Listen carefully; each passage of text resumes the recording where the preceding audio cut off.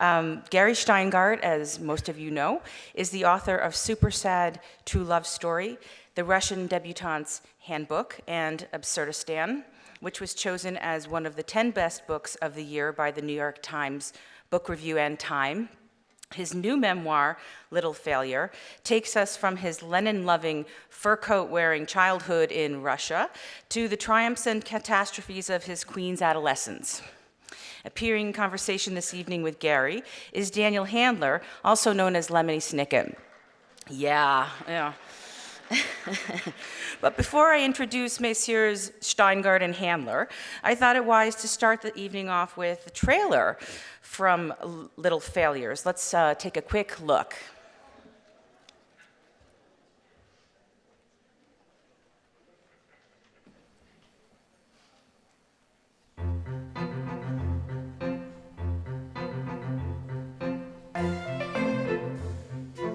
So Gary, what are we going to call your new memoir? Well, I wanted a title that celebrates my quiet brilliance, but in a way that's also fun. I was thinking Portrait of the Artist as a Young Mensch, or a heartbreaking work of staggering Jewness. Maybe one of those two. We've done a focus group, and readers associate you with two words. Little. Because of your small stature. And failure. Because you're a failure. Little failure. It's funny and it's true. Can I discuss this with my husband?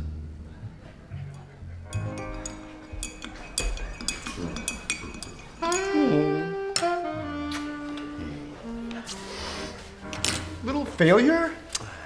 After the hundreds of books I've sold for Random House. After I've been translated into one language. Canadian isn't a language, baby. I don't know what you're talking about. Look, I don't think of you as a failure. And I certainly don't think of you as little. You're sweet, you're sweet. And I have a surprise for you. I wrote my own book. It's coming out next week. Look. I don't remember you taking this photo. I have a memoir coming out in January, and you, James Franco, are going to be stealing my thunder a little bit. Don't think of this as a memoir. Think of this as an homage. Homage? Yeah. I want the world to celebrate our erotic journey.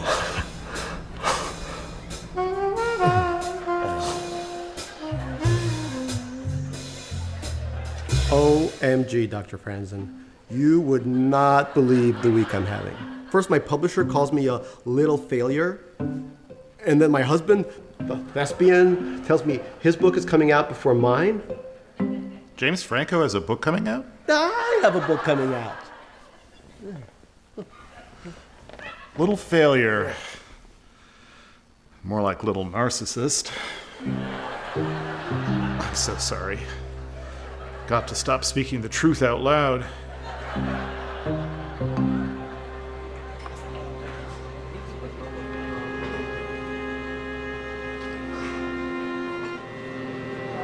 I'd like a coffee. Free trade or non-free trade? Non-free trade? Figures. $13.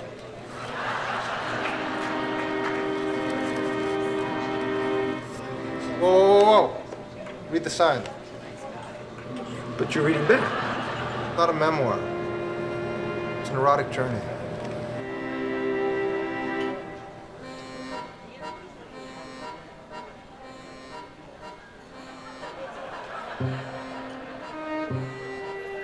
Franco has totally captured the zeitgeist. His prose is both locavore and artisanal. Oh my god, it's even more juicy on a tablet device.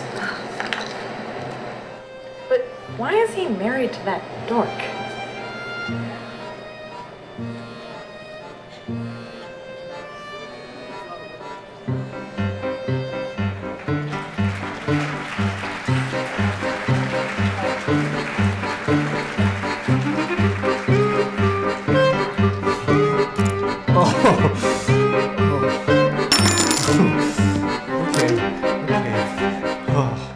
Ladies and gentlemen, Gary Shteyngart and Daniel Handler.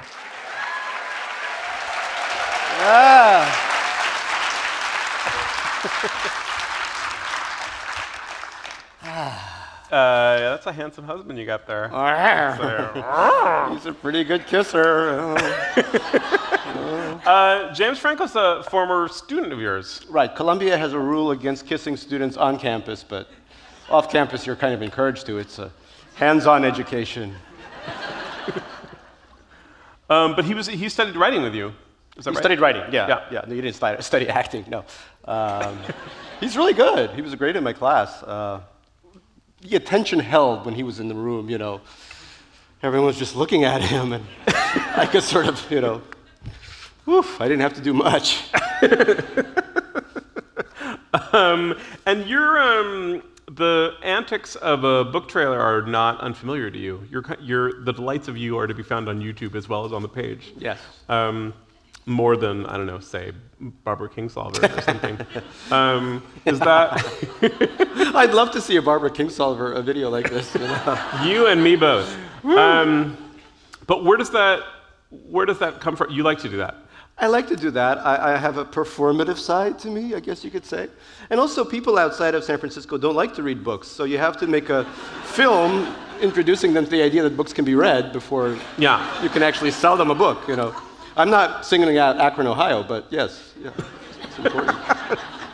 Let's just say Akron, Ohio.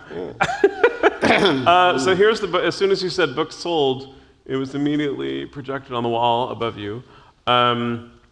Little Failure is extensively photo illustrated from the author's own embarrassing childhood. Yes. Was that one of the hard parts, was looking at old photographs? Looking at old photographs, I think chapter 15 or 16 has a photograph of me in a very skimpy kimono that an ex-girlfriend bought at Oberlin. Most Oberlin graduates have kimono photos that they're ashamed of. Mine is particularly egregious. So yeah, it was very painful. This whole process was very painful. Well, it's a searing look inward, and I think that you share a lot of your own mortification that then also passes on to the reader. Thank you. There was an insult in there somewhere. No. No, I'm kidding. I think, honestly, it's one of the most visceral embarrassments I have felt from reading a book. And I identified by the end that the central motivating forces guiding you are fear, shame, lust, and delusions of grandeur. I don't know what you're talking about. And I wondered what order you'd put those in. I'm what they call a sap in the industry, a Soviet Ashkenazi pessimist. What industry would that be? The JCC industry. It caters to saps. There's a big sign outside, welcome, sap. Fear. What are the other? Grandeur. Fear, shame, lust, delusions of grandeur. Well, shame and lust go together always, you know. I just call it shust. I suffer from a lot of shust. And then we got the grandeur. Yeah. And one thing that I was trying to anthropologically map out as I read this book was the Venn diagram with Jewish anxiety and Russian anxiety, because they seem, almost impossible to separate. Well, do you feel like there are two streams of anxiety in you, or?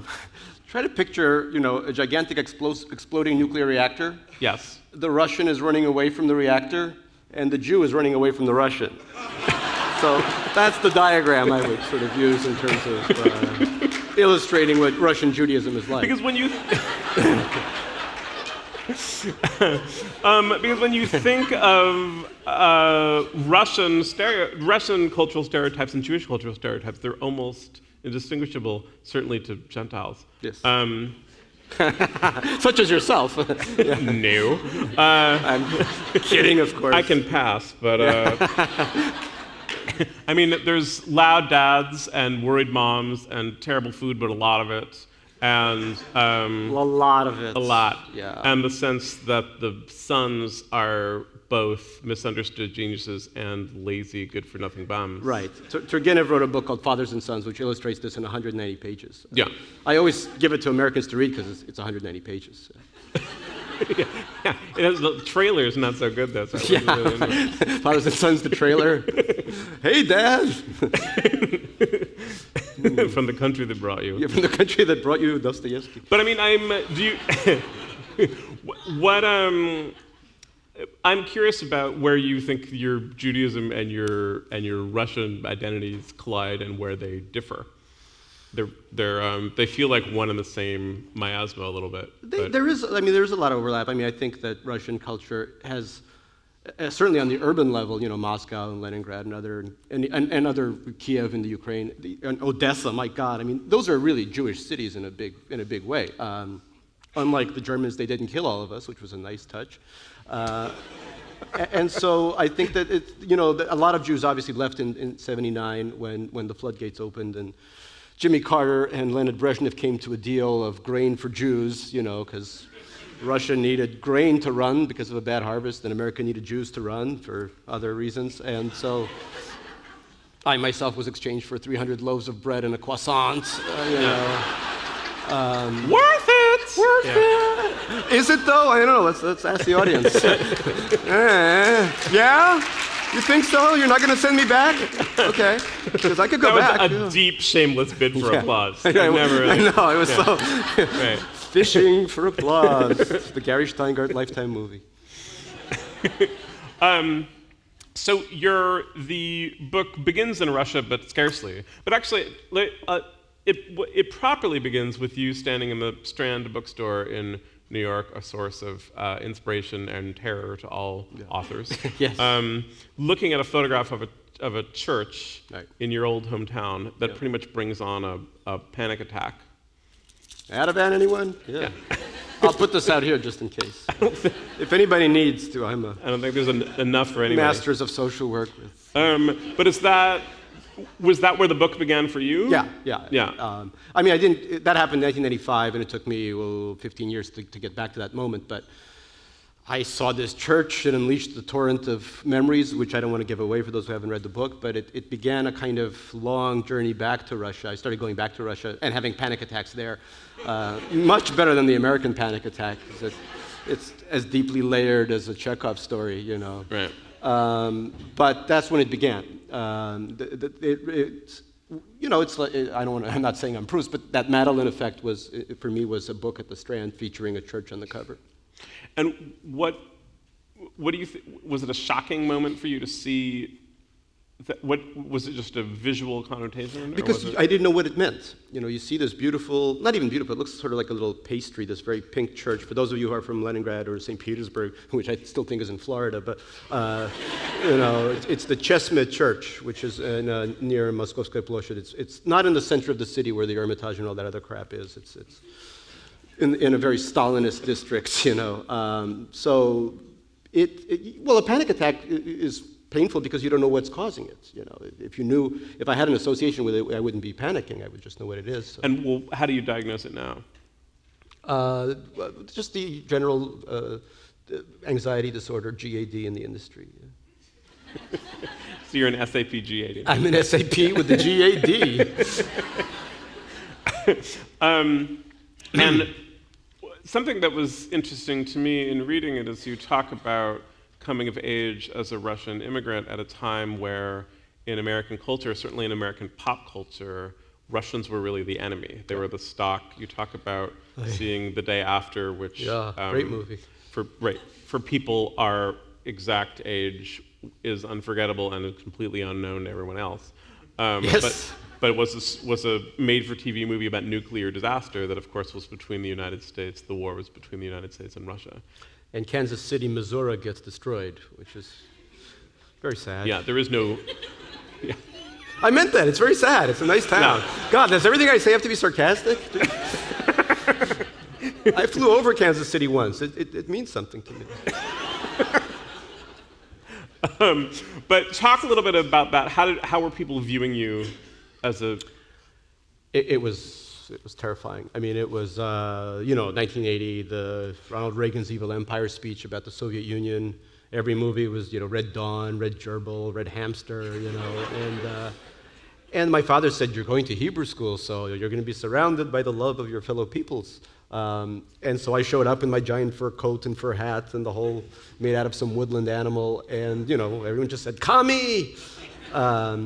It got so bad that I started pretending to the kids that I wasn't born in Leningrad, I was actually born in East Berlin. So here I was in a Hebrew school trying to convince Jewish kids that I was a German, which was considered far more cool. I was like, Deutschland über alles, everyone. Got Deutschland? Yeah. And you were writing even then. In fact, you have brought yes. A copy of an early novel of yours. I started writing this, and they're hundreds of pages long, and they were all science fiction dramas. This one is called Invasion from Outer Space. Chapter 1, Something is Wrong. This is the story of my life. It's a great way to begin. It's the history of literature right there. Right. Chapter 1, Something is Wrong. Something is Wrong. Yeah. War and Peace was originally titled Something is Wrong, so I feel like it was way ahead of him. And Crime and Punishment was titled What's Wrong? What's Wrong? Yeah. And Brothers Karamazov was like the Karamazov dudes. The dudes Karamazov. And did you see the urge to write as being a reaction to the kind of outsider that you felt you were? Yes, because my accent wasn't so hot. I still had one pair of pants and one shirt, and the Hebrew school moms and dads were very nice, and they gathered up a collection drive for me so that, the teachers took me aside and said, look, it's actually better to be furless in America as a child, It's actually better as an adult, too, to be furless. And they started a clothing drive for me of Batman T-shirts, Green Lantern T-shirts, stuff that I could wear. Yeah. My family participated in such drives. Thank you. No, I have a lot of the shirts said, handler on it, and I was always wondering who this handler was. You're welcome. You're welcome. You made my childhood okay. And I had what did I have? I had a Chewbacca action figure missing half of his paw, and I kept trying to make his paw come out, out of the Carvel cookie ice cream that sometimes fell on my lap. I'm making this sound much sadder than it was, but... And was it your ambition to be a writer then, or do you think... That's all I had. Yeah. Right. But I mean, did you have a vision that that's what you were going to be, or was that something that you were doing? Well, I wanted to be a paralegal, but... Yeah, no, I'm kidding. No. Sorry, is there paralegals here? Jesus. I paralegaled for a year, so I feel your pain. When I was 5 years old, my grandmother, growing up in Leningrad, my grandmother, who was the editor of Evening Leningrad, a much better paper than Morning Leningrad, I should say, which was the TMZ of Leningrad papers. It was MOUR. More, yeah, right. And she said, and I was always suffering from asthma, as any good writer should at that age, and she said, hey, asthma boy, you want to write a novel? I'll pay you a little piece of cheese for each page you write. So I wrote a 100-page novel called Lenin and His Magical Goose, in which there was a big statue of Lenin outside our house, the biggest statue of Lenin in all of Leningrad. We called him the Latin Lenin because he always looked like he was going to rumba. So I wrote a book. So Lenin meets this magical goose, and they invade Finland, and they create a socialist revolution there. And if you look at the front of this book, there's a picture of me as a tiny toddler, 5 years old or something, and I'm reading this big Talmudic. I'm dressed, of course, in a sailor suit, as all Russian children must be at this age. And I'm reading a Talmudic-sized book on the Soviet Revolution of 1917. I was obsessed with that. So in the book, Lenin and His Magical Goose, it turns out that the goose is Menshevik. And Lenin is Bolshevik, and also suffering from asthma. And Lenin eats the goose in the end, after they conquer Finland. And my grandmother said, maybe he doesn't eat the goose. Maybe the goose gets exiled to Mexico, and things happen to the goose that we don't acknowledge fully, Ice pick. He's airbrushed out of all the photographs. Yeah. It's Lenin and the goose, and then it's just Lenin. And a can of pate, and a foie gras.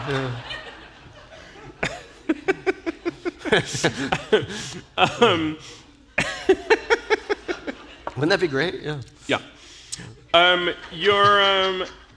think it's your grandmother who answered your question, why am I so scared of everything, with the answer, because you were born a Jewish person. That was my mother, actually. Oh, your mother. Yeah. Well, and this was just like a few months before publication. I was just finishing up. And she said, yes, when you were growing up, you were scared of the outlet because once you put your finger in it and what you called Uncle Electricity came out and zapped you. But you were also afraid of the ceiling fan and the television, and the couch kind of scared you. And I said, Mom, why was I scared of everything? And she said, because you were born a Jewish person. Does that sounds ring better in true Russian. for you? Yeah. Does that ring true for you? Yeah, I think so. I know some Jews aren't scared, but none that I've met, Yeah. No, me neither. Yeah, I am. Maybe they're like in New Mexico, like New Mexican Jews are riding around. Hey. Well, every so often, if you're in a social gathering with Jews and Gentiles, the Jews will talk about, you get in this like, well, when everything goes to hell here, what's your exit plan? Right. And then everyone tells about, oh, it's going to be Vancouver. And then you suddenly look, and the non-Jews in the room can't believe the conversation that's happening. Yeah. They're like, no, we're going to fight another revolution and take it. We're like, no, that's not going to happen. We're out of there in a minute. Yeah. Well, I think in your novel Adverbs, you mentioned that Manhattan is a Jewish island because it has many exits. Yeah, it's the only island the only Jews want to go on. Yeah. Lots of exits. So one of the delights of this book is that it feels so universal if you are at all Jewish. Well, which in San Francisco, includes like half of Catholics and et cetera, et cetera. Yes. Oh, yes. Anyone gay. Right. We're marketing this to gay Catholics, actually. With that video, obviously. Yeah.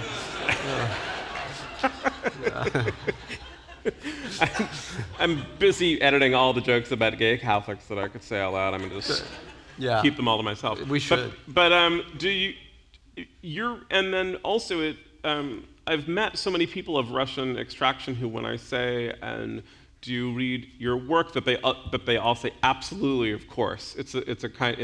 It's a cultural loyalty. Oh. You're like the guy who got out into an American culture and are the literary giant that you are. I am ethnic, hear me roar. From Taipei to Bangalore. Well, do you feel some of that? Do you feel a little that you're the hometown kid who made good in the Russian immigrant? There are a lot of other great Russian immigrant writers. David Bismazgas, whose name I love. Bismazgas means he without a brain, which is great. But he's actually incredibly brilliant. Lara Vapnyar, Anya Yulinich is very funny. So there's a team, the Refuge Jews, we call each other, we have our baseball team, but it feels nice, So please join us, because next we'll go against the Seahawks in the baseball contests, right? No? Is that the home team here, the Seahawks? No. Yeah. Good morning, Baltimore. I don't know any of these teams. I believe the author's on a long tour. Yes, the Seahawks. What a horrible name. But is there a sense of community with those other writers who you've mentioned? Thank you. Well, we all live in different parts of Brooklyn, so no. Who can take the G train all the way there? Honestly. No, it's nice. When I wrote The Russian Debutante's Handjob, my first book, there were no other... Handbook, I believe is, yeah. Really? Yeah. But there weren't any other hand jobs by anyone of my generation, and that's why I did it, because there were all these great books by Dominican writers like Junot Diaz and Korean writers like Chang Rae Lee, so I thought it was time for us to air our own dirty laundry and be crucified at the literary altar as well. That's a terrible metaphor, God. It's the Catholicism seeping in again. And gay. And the gay. And the Russian literary tradition, it seems to me, has a bunch of different threads that your work reminds me of all of. There's kind of the thread of the deep, gloomy despair. Yeah. There's the sweeping historical heroism. Yes. Strong philosophical ideas bandied about. No, definitely. Really? Thank you. Yes. Sweet. That's nice. And then deadpan absurdism. Do you feel like you're part of a Russian literary tradition? Yeah, I mean, the absurdism is certainly something I feel close to. I loved Gogol growing up, Dead Souls. Dead Souls is a novel, set in the 19th century during the horrible days of serfdom, but it reads great in the 21st century, too. Russia is lovely in that it doesn't really change, The roads are terrible, the people are dour, the food is herring underneath mayonnaise, It's... there's a restaurant I loved in Petersburg called 1913, and I asked the owner, why is it 1913? And she said, it's the only good year in Russian history. And that's exactly right. So that's sort of the tradition, that I have. And I mean, I'm happy to have a sweet audience in America, but when I go back there with the Russian translations, the last review of Absurdistan was Balding Traitor Betrays Motherland. Yeah. And that was the good review, The rest of it was... Is that, and why do you think that is? Do they not get it? One great review in Time Out Moscow, I think it was, or Time Out St. Petersburg, or Time Out Vladivostok, or Go to Sleep, Kiev, was something like, he left and he makes fun of us. If he had stayed, it would have been different.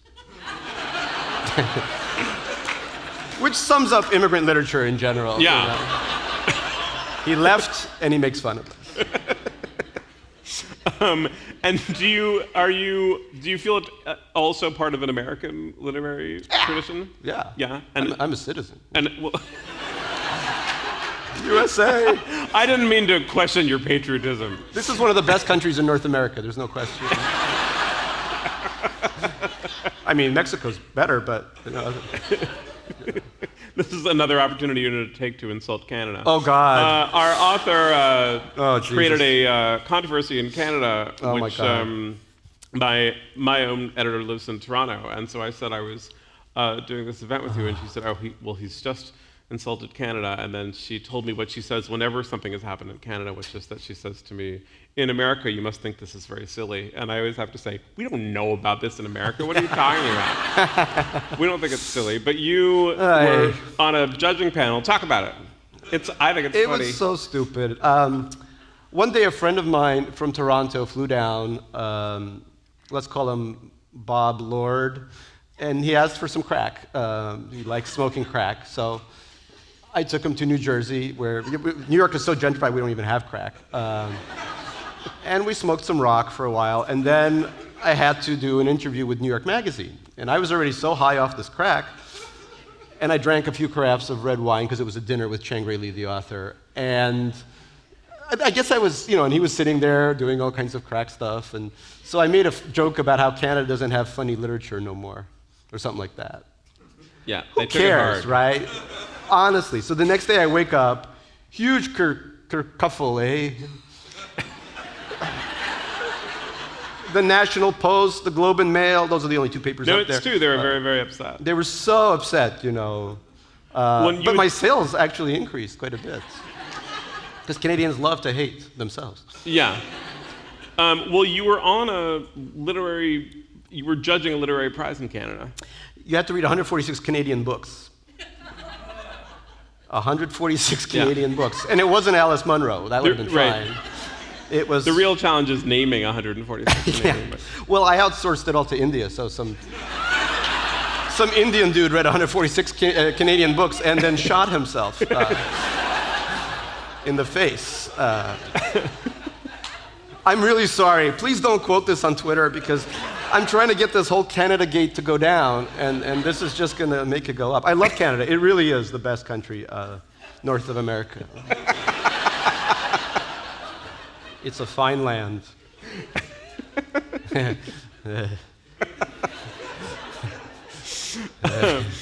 Margaret Atwood. Yeah. Well, it's not an un-Russian country. Canada? Canada. It's the anti-Russian country. You think? People are decent and happy. And... Oh, it always seems like it's gloomy and sad, and people are getting bad ideas and ugly government buildings. But I don't. Well, there is that component of it. I was in a cab in Moscow a year ago, and the cab driver was drunk, of course, and crying. And we were sharing a vodka bottle as we were speeding to the airport. And And he said, I hate this country. I want to move to the United States so badly. My family's starving, and this vodka bottle's almost finished. And I said, well, Canada now is quite wealthy. You should go there. And he said, pooh, I can only live in a superpower. Which sums up Russia pretty well. Yeah. I'm starving, but I'd rather not be Canadian,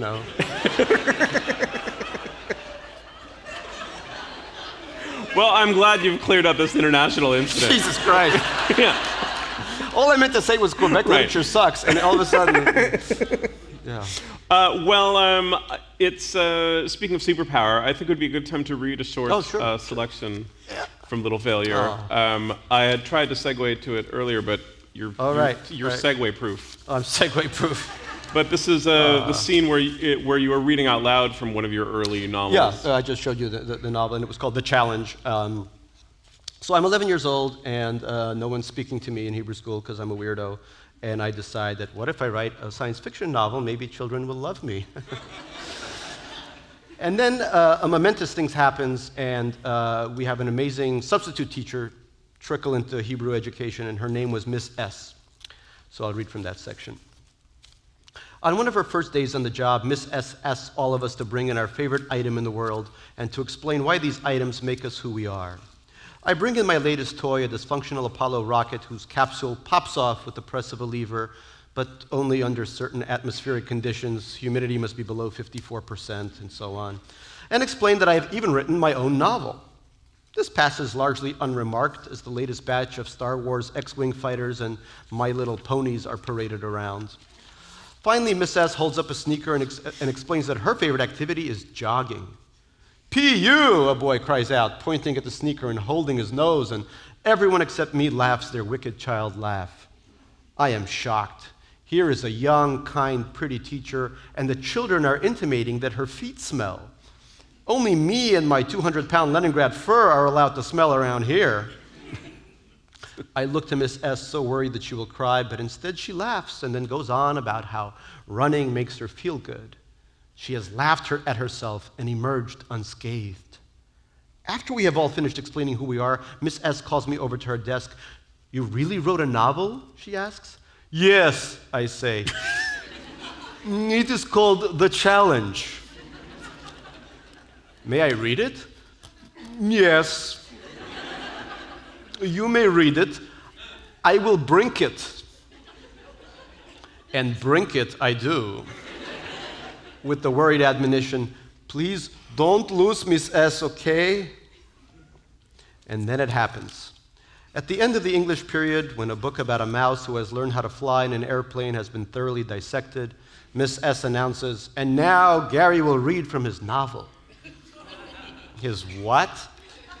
But it doesn't matter because I'm standing there holding my composition notebook straight from the Square Deal Notebook people of Dayton, Ohio, zip code 45463. And looking out at me are the boys beneath their little flying saucer yarmulkes and the girls with their sweet aromatic bangs, their blouses studded with stars. And there's Miss S, who I'm already terribly in love with, but who I've recently learned has a fiancé, not sure what that means, can't be good, but whose bright American face is not just encouraging me, but priding me on. Am I scared? No, I am eager to begin my life. Introduction, I say. The mysterious race. Before the age of dinosaurs, there was human life on Earth. They looked just like the man of today, but they were a lot more intelligent than the man of today. Slowly, Miss S says. Read slowly, Gary. Let us enjoy the words. I breathe that in. Miss S wants to enjoy the words. And then I start again slower. They built all kinds of spaceships and other wonders. But at that time, the Earth circled the moon because the moon was bigger than the Earth. One day, a gigantic comet came and blew up the moon to the size it is today. As I'm reading it, despite the errors, I'm hearing a different language come out of my mouth. I do full justice to the many misspellings, the Earth circled the moon, and the Russian accent is still thick, but I am speaking in what is more or less comprehensible English. And as I'm speaking, along with my strange New English voice, I'm also hearing something entirely foreign to the squealing and shouting that constitutes the background noise of Hebrew education. Silence. The children are silent. They are listening to my every word, and they will listen to the story for the next 5 weeks as well, because Miss S will designate the end of every English period as Gary novel time. And they will shout out throughout the English period, "When will Gary read already?" And I will sit there in my chair, oblivious to all but Miss S.'s smile, excused from following the discussion of the mouse who learned how to fly, so that I may go over the words I will soon read to my adoring audience. And God bless these kids for giving me a chance. May their God bless them, everyone.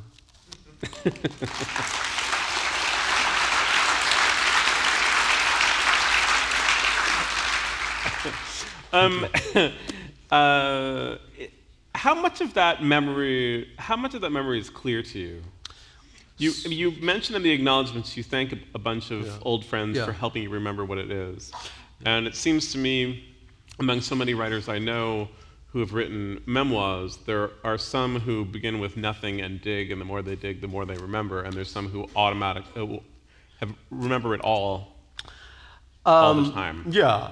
Well, I tried to get the veracity level as high as possible, but I did both things. As I wrote this, I would wake up in the morning before writing and think, okay, I am 11 years old today, I'm going to Hebrew school, what's going to happen? A memory like this is something, obviously, that exists very well because it was a turning point in my life. And what triggered it is actually thinking of that. She was a very pretty teacher. She had this beautiful, kinky Ashkenazi hair that I really adored. And what I remembered very much was this one episode where we brought in things and she held up the sneaker, and here was this woman I was so in love with, and this kid said, "P.U." And I remember feeling so angry, just how could you insult this beautiful woman like that? You who are picking your nose half of Chumash period, and building your own Deuteronomy out of that. Out of the pickings. So that was the gateway to the memory of actually then coming up, her introducing the novel and stuff like that. Then there were things so I have pretty good recall during my Russian years and a lot of the Hebrew school years, but then I discovered, marijuana and other drugs, and high school and college were much murkier. I went to Oberlin, so that explains a lot of that. So I had to interview tons of people for that. So apparently an acid trip where I thought we hijacked the number 2 train never happened. And it took like 3 years of figuring that out. Or so they told you. Or so they told me, yeah. So it was both. But I'm glad that my best friend from Hebrew school, a guy named Jonathan, who has his own chapter devoted to him, Jonathan, we sat down for hours and hours and just talked. My parents were gracious enough to sit down for hours with me. And then they did this very selfless thing, is they went back to Russia with me, which they haven't been back to 30 years, because they hate it. Whenever I go back, they're like, why don't you just go to Spain? So they went back with me, and without that, I couldn't have finished this book, because the last chapter is all revelation after revelation after revelation. It's a very poignant chapter. Thank you. And that chapter was us going back together. And did it take a lot of persuading to get them to go back? No, I paid for their hotel rooms. Right. But you said it's either that or Canada. Yeah. Right. Well, yes. And they chose Russia, which says something. Oh, God, I got to stop before. I have a reading in Toronto in 2 weeks, and this is just going to be. I know what's going to happen. I'm going to politely apologize, and they'll politely accept my apology, and then we'll go to Glenn Gould's gravesite and hug. That's how international incidents end in Toronto. But that trip was. It was a very hard trip, and it affected me more than I could imagine, and afterwards I went to Hawaii, and I was just, even I couldn't fully enjoy Hawaii. I was just flashing back to all the borscht I'd seen during that trip, but in the horrors of it, it stayed with me for a while. I started using SSRIs, which the Hawaiian sunset looks like the soup of Russia. It began to, everything began to look like, the Hawaiians began to look like Moldovans, and that's, you're completely out of your mind when that starts to happen. I think this conversation is best continued over a drink. We're going to open up for Q&A, but as is traditional when I'm in the interviewer's chair, I've devised a cocktail in honor of our charming guest. This is the Little Failure cocktail, which I will teach everyone how to make. Woo! This is so exciting.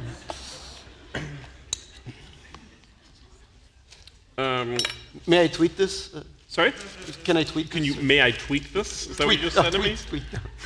May I tweet this? No, tweet.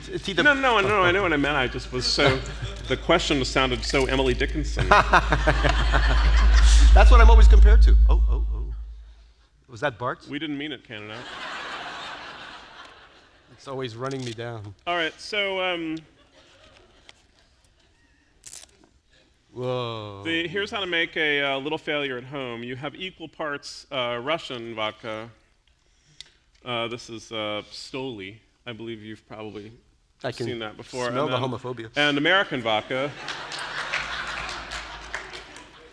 Which in reading about cocktails, I was told that you're never supposed to combine the two kinds of vodka because they create some kind of bitter reaction. So I thought, what better to sweeten it than a little touch of Manischewitz? Oh, Jesus.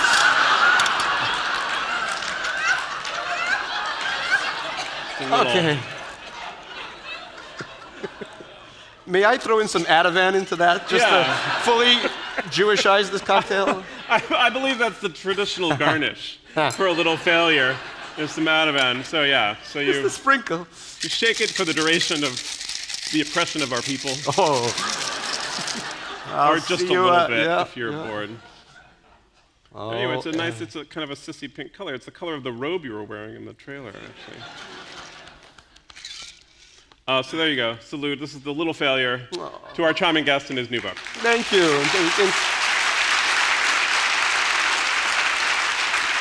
Oh my! This is a success. I'll say. Oh, who knew Manischewitz could be deployed in, I did. Yes. As a liquid. I got in trouble actually with a Jewish museum once they asked me for a Jewish recipe, and I gave them the Jewish Manhattan, which is that you make a Manhattan with Manischewitz, and then you leave the shaker out until everything melts, and then you convince yourself you get two for the price of one, and that was, they didn't. It was not, see? Even here I've made some enemies. Oh my God. It was my father's joke, God rest his soul. So we're now opening for Q&A. Oh, I wish you could all taste this. There are, only 2 glasses. There are microphones. I can't remember what the etiquette is. Or just stretch out loud. Yeah. There you are, you. So after the publication of your first book, your father called you a Mudak, which is a very nice thing to call you. Right. What's the response been to this book? Yes, after my first book came out, there was an article in the Jewish Forward that my father, their English isn't that hot, and they misread it, and they thought it was something about them.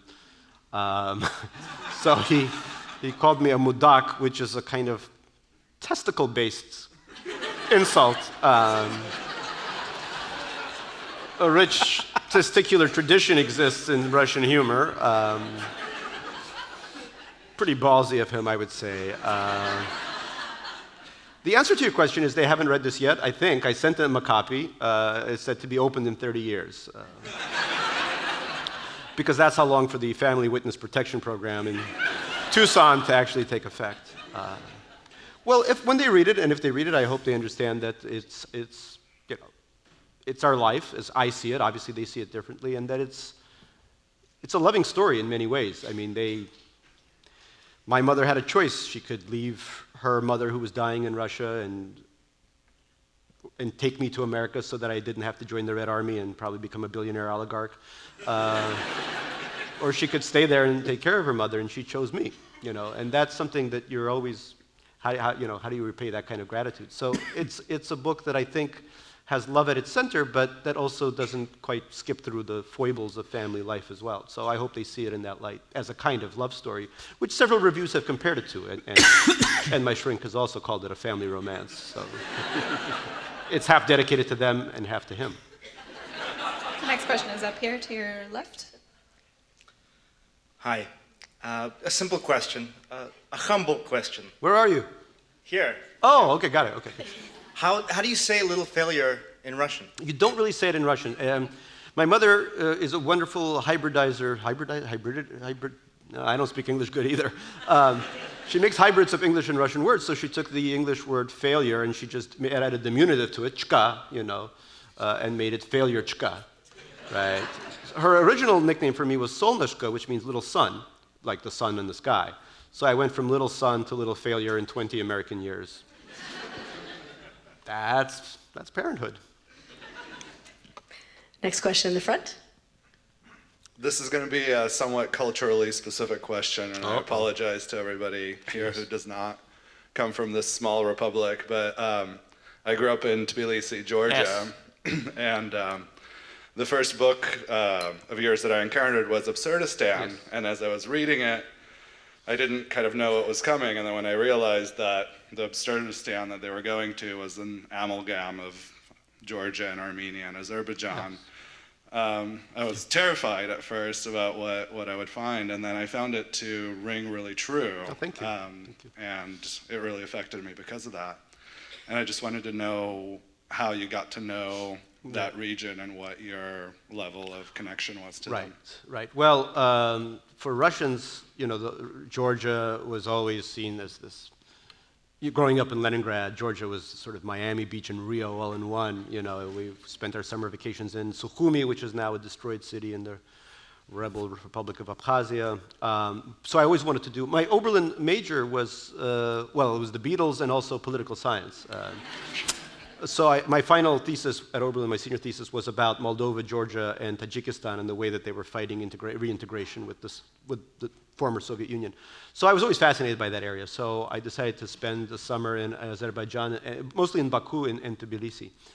And so that's, you correctly identified the sort of the raw cocktail of that. In Baku, one of the big inspirational things was just hanging out at the Hyatt next to the oilmen and all the prostitutes who learned to shout, "Golly Burton, Golly Burton," because in Russia H is a G, so Halliburton became Golly Burton. So when I heard that, I had about half my novel,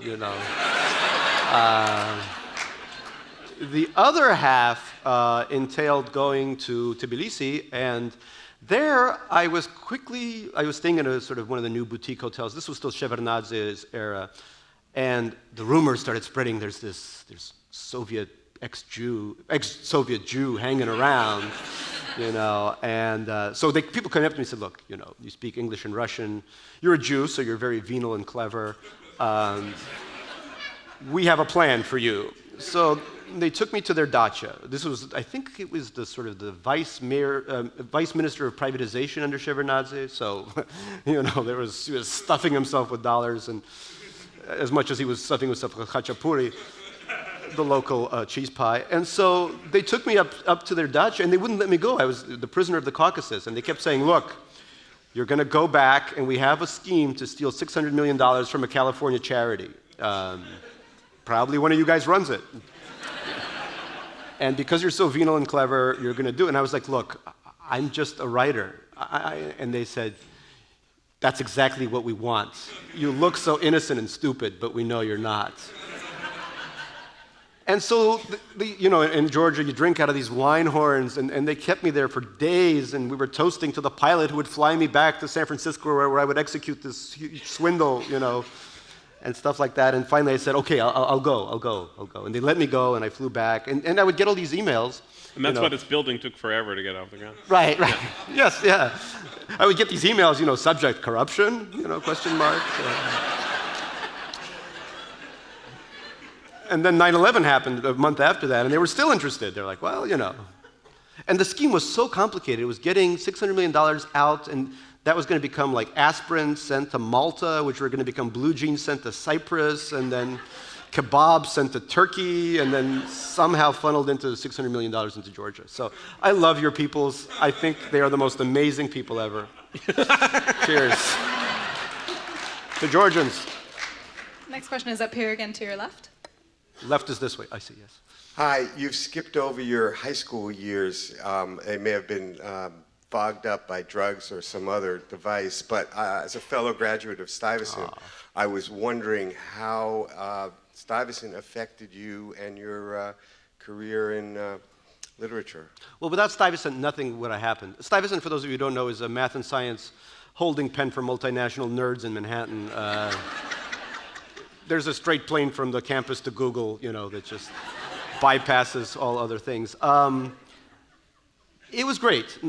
I suck at math and science, so I became actually a very bad student, and my parents almost disowned me for that. And, like all Stuyvesant grads, I was thinking Harvard, Yale, or Princeton, and then it was like, Bucknell, Lehigh, or Lafayette, and then it was like, which community college will accept me? And Oberlin Community College finally did. But Stuyvesant was great for me in this way. It was my first introduction to Manhattan. I grew up in a cloistered community. All Russian families are incredibly tight because there's only one child, so you're breastfed until 73. And then there was this very tight-knit Jewish community in Hebrew school that, for the longest time I thought that those 3 mini skyscrapers on Queens Boulevard, that was the Manhattan skyline. And was shocked to discover Manhattan. And those were, the late 80s, so the mugger's wallet, you had $5 in your wallet and you put the rest of your money in your sock. We were so scared of Manhattan because we thought that everyone was going to mug and heroin us. We were so worried about the heroin cigarettes and the marijuana needles that they had. It was very frightening. But I discovered, oh my God, there are people from India and Korea and China and the Upper West Side, which was even more exotic, And that's when things changed for me. I was a very hardcore Republican. When I was 11, I had my first membership to the NRA, And I began to really like other people and to believe that they should exist as well, Which ran so against the NRA credo, of just mow them down and let the RNC figure it out in the end, So really that was the turning point for me, more so than Oberlin, more so than any other educational thing. So I owe Stuyvesant quite a bit. But I wish I knew math and science, because then I could have done better. Another question down here in the front. Hi. So after you wrote Super Sad, I think you talked about how you were seen as kind of this prescient Nostradamus. And I was wondering how you deal with that and whether that's one of the reasons you started writing a book about the past. Going backwards as opposed to forwards. So you're saying I kind of am starting to suck right now. No. But Nostradamus, sure, but the Nostradamus of 2 months from now, I wrote about, when I was in 2006, I was going to write about the collapse of Lehman Brothers. Well, and then, Occupy Wall Street sort of happened in the book, and onion skin jeans are being worn by Lady Gaga as we speak. So, I predict that I'm going to have a roast beef in a week. That's the level of prescience I'm working on. But it's fun. I grew up reading Isaac Asimov's science fiction magazine, and that was the biggest inspiration, I think, of my life in terms of reading. My father was a great raconteur, and he used to tell these stories that he called in Russian Planet of the Yids, Planeta Zhidov, which was a planet far away that was constantly being bombed by lard torpedoes, pork torpedoes. And Captain Natan Sharansky was the defender of the Jewish planet so he would constantly create these anti-pork devices that shielded the good Jews of the planet of the Yids from pork attack. What was the question? Sorry.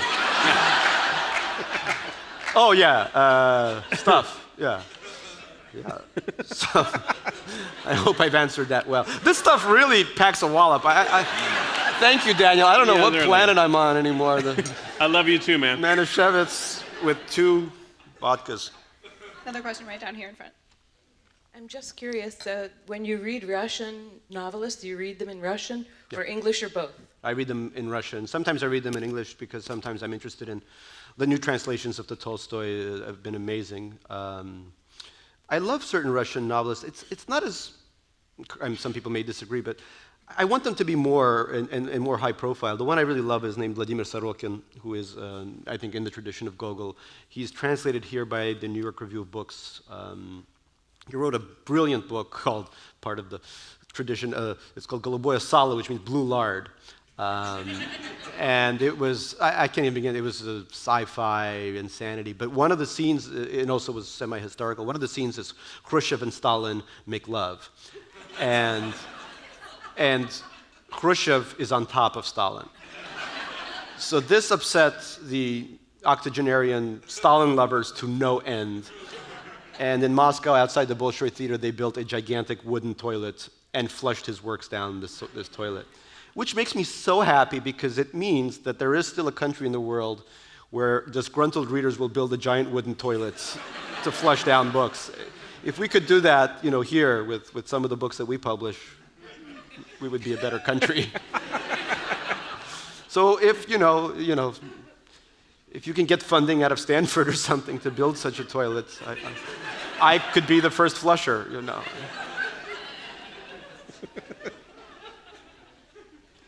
All right. Please join me in thanking Daniel Handler and Gary Shteyngart. Thank you. Cheers. And Gary will be Thank signing you. books in the Cheers. atrium.